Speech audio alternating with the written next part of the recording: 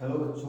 तो अब हम डिस्कस करेंगे इलेक्ट्रिक फील्ड के बारे में। ठीक है, इलेक्ट्रिक फील्ड अब हम लोग ड्यू टू पॉइंट चार्ज हम लोगों ने पढ़ लिया था और अब हम इलेक्ट्रिक फील्ड पढ़ेंगे ड्यू टू लाइन चार्ज। ठीक है, तो पॉइंट चार्ज के बारे में हम लोग डिस्कस कर चुके थे एंड लाइन चार्ज के बारे में डिस्कस करना है। तो अभी तक क्या था कि हम लोग पॉइंट चार्ज के बारे में डिस्कस कर रहे थे। क्यू चार्ज एक पॉइंट चार्ज है, इसकी वजह से आर डिस्टेंस पर इलेक्ट्रिक फील्ड क्या होगी, तो ये होती थी के क्यू बाई आर स्क्वायर, ये कह सकते हैं ये होता था 1/4 q by r square in vacuum. ठीक है, तो अब बात करते हैं लाइन चार्ज की। अगर लाइन चार्ज है, एक कंडक्टिंग रॉड है, ठीक है, कंडक्टिंग रॉड पे हमें क्यू चार्ज दिया, तो चार्ज यहाँ पे तो रहेगा नहीं, स्टैटिक चार्ज तो है नहीं, तो ये चार्ज क्या होगा पूरे लेंथ पर डिस्ट्रीब्यूट हो जाएगा, यानी पूरी लेंथ पर डिस्ट्रीब्यूट हो जाएगा। अगर मान लीजिए सपोज 2 कूलम चार्ज है, तो हम ये नहीं कह सकते यहाँ पर 2 कूलम चार्ज है, हम बोलेंगे 2 कूलम चार्ज पूरी लेंथ पर डिस्ट्रीब्यूट हो गया।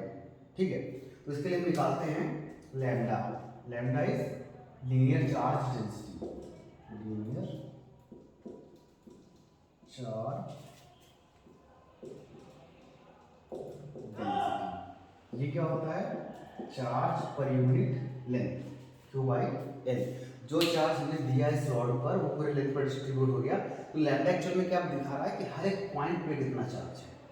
ठीक है, हर एक पॉइंट पे सपोज एग्जांपल ये 2 कूलम चार्ज है एंड ये लेंथ कितनी है 10 सेंटीमीटर, सपोज लेंथ कितनी है 10 सेंटीमीटर, मतलब 0.1 मीटर, 0.1 मीटर, तो कितना हो जाएगा यहाँ पर 20 coulomb per metre.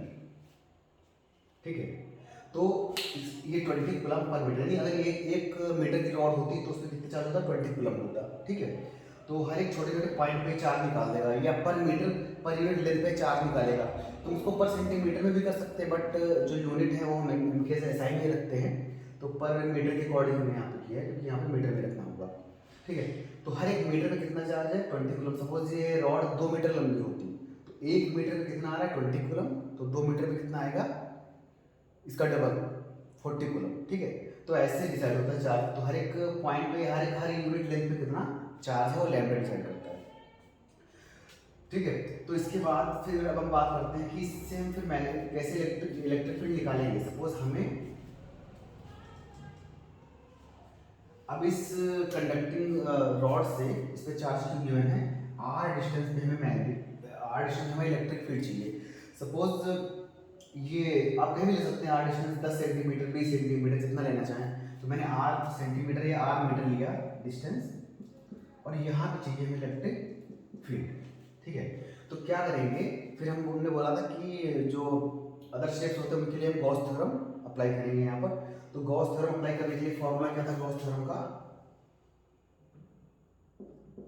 E dot d s equal to q by epsilon. ठीक है, तो टोटल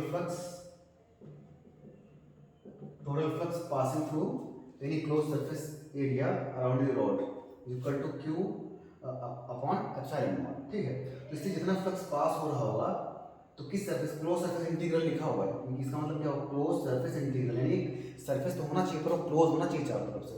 तो ऐसा करते हैं सिमेट्री का सरफेस बना लेते हैं, इसको जो चारों तरफ से क्लोज कर ले। ठीक है, पॉइंट चार्ज के लिए हमने एक सिमेट्री बनाई थी स्फीयर की, पॉइंट चार्ज के चारों तरफ स्फीयर की सिमेट्री होती है, और लाइन चार्ज के चारों तरफ किसकी सिमेट्री होगी, सिलेंडर की। ठीक है, ये लाइन चार्ज उसके चारों तरफ क्या बनेगा, अगर सिमेट्री बनाएगा तो सिर्फ सिलेंडर बनेगा। तो यहाँ पर सिलेंडर में इसको इनक्लोज कर देंगे, सिलेंडर में क्या कर देंगे इनक्लोज। ठीक है, तो मैं आर रेडियस के सिलेंडर में इसको क्या कर दे रहा हूँ इनक्लोज कर दे रहा हूँ। आर रेडियस का सिलेंडर हुआ ये यहाँ तक पूरा ये इनक्लोज हो गया। ठीक है, अब देख रहे हो कि अब ये हम गॉस थ्योरम अप्लाई कर सकते हैं, क्योंकि close line integral of electric field that is called total electric flux passing through close surface area. Okay, तो यहाँ पर एक चीज और ध्यान देने वाली है, यहाँ से इलेक्ट्रिक फील्ड कैसे पास होगी। सपोज ये लाइन चार्ज है, तो इलेक्ट्रिक फील्ड ऐसे ऐसे रेडियली इससे भी आउटवर्ड निकलेगी, ऐसे ऐसे करके। ठीक है, तो इलेक्ट्रिक फील्ड ऐसे ऐसे निकल रही है। ठीक है, तो जब सरफेस से निकलेगी तो कितना एंगल फॉर्म करेगी। ठीक है, एक डीएस सरफेस भी लेना, छोटा सरफेस कोई ले लो, डीएस सरफेस, एक डीएस सरफेस मैंने ले लिया यहाँ पर ऐसे, और इलेक्ट्रिक फील्ड भी कैसे निकल रही है ऐसे, और ds वेक्टर भी किधर है, इधर की तरफ है, तो इनके बीच में एंगल कितना आ रहा है, 0।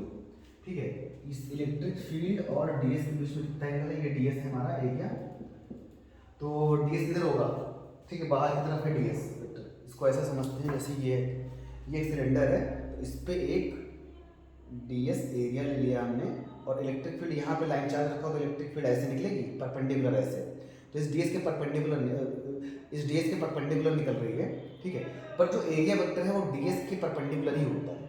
जो एरिया वेक्टर होता है, ये एरिया हो गया और ये एरिया वेक्टर है, और इलेक्ट्रिक फील्ड भी इधर ही है। ठीक है, ये एरिया हुआ और इलेक्ट्रिक फील्ड कैसे निकल रही है, ऐसे।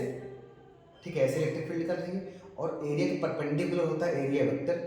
तो एरिया वेक्टर ds और इलेक्ट्रिक फील्ड के बीच में कितना एंगल है यहाँ पर, 0। कितना एंगल है, 0।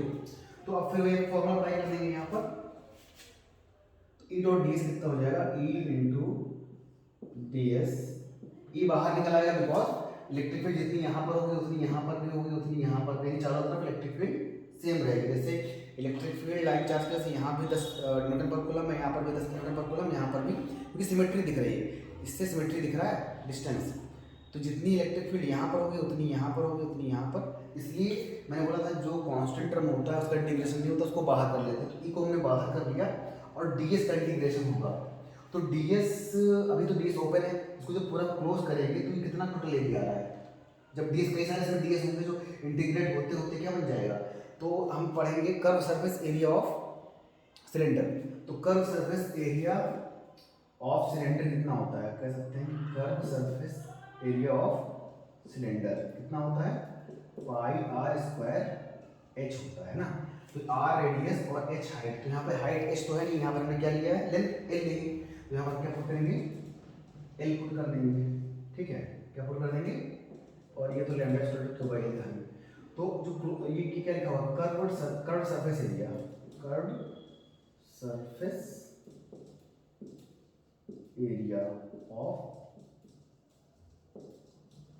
सिलेंडर। ठीक है, कितना रहा, पाई आर स्क्वायर l। तो यहाँ पे पुट कर देंगे। अच्छा, एक चीज और ध्यान देने वाली बात है कि ये जो कर्व सरफेस हमने एरिया लिया, ऊपर का क्यों नहीं लिया, ये दो अप और बॉटम में दो एरिया और आ रहे हैं, ये वाला है क्रॉस सेक्शन एरिया। जैसे कि अगर इसका देखा जाए तो इसके ऊपर भी एक एरिया ये वाला आ रहा है और एक ये आ रहा है, हमने इसको कंसीडर नहीं किया। क्यों, तो ऊपर हम देख रहे हैं कि यहाँ से तो कोई इलेक्ट्रिक फील्ड है ही नहीं। ठीक है, इसका पहली बात तो एरिया वेक्टर किधर है, ds ऊपर की तरफ है। ठीक, और बट यहाँ पर इलेक्ट्रिक फील्ड है क्या, इस वजह से, क्योंकि अगर हमें लाइव चार्ज माना है तो इसकी थिकनेस को नेग्लिजिबल मानना है, यानी इस पॉइंट पे कोई चार्ज ही नहीं है, चार्ज नहीं, जहाँ से इलेक्ट्रिक फील्ड जाएगी नहीं। तो अगर यहाँ पर इलेक्ट्रिक फील्ड टॉप पर 0 है, तो अगर इसके लिए ई डॉट ds अप्लाई करेंगे तो 0 आएगा। तो ये टॉप और बॉटम को हम क्या कर देते हैं, एलिमिनेट कर देंगे। ठीक है, क्योंकि यहाँ से इलेक्ट्रिक फील्ड और इलेक्ट्रिक फील्ड ही 0 है, ऊपर इलेक्ट्रिक फील्ड निकल ही नहीं थी। ठीक है, ऊपर इलेक्ट्रिक फील्ड है ही नहीं, इलेक्ट्रिक फील्ड जो निकल रही है वो कर्व सरफेस एरिया को क्रॉस करते हुए निकल रही है। जो कर्व सरफेस एरिया है उसको क्रॉस करते हुए निकल रही है, ऊपर नहीं निकल रही है, बिकॉज चार्ज इस पर लीनियरली डिस्ट्रीब्यूटेड है। ठीक है, E dot ds equal to q for epsilon. हमें ई की वैल्यू चाहिए थी, तो ई यहाँ से निकाल लो। तो ये कितना हो जाएगा एरिया, इसका इंटीग्रेशन करेंगे तो थोड़ा सा मिस्टेक हो गया, pi R square is the volume. ठीक है, ठीक है, पाई आर स्क्वायर एल क्या होता है, ये वॉल्यूम होता है। हमें क्या रखना है, एरिया, एरिया होता है 2 pi R L, 2 pi R L. ठीक है, ये जो इस एरिया की बात करें, ये एरिया क्या होता है, 2 पाई आर एल।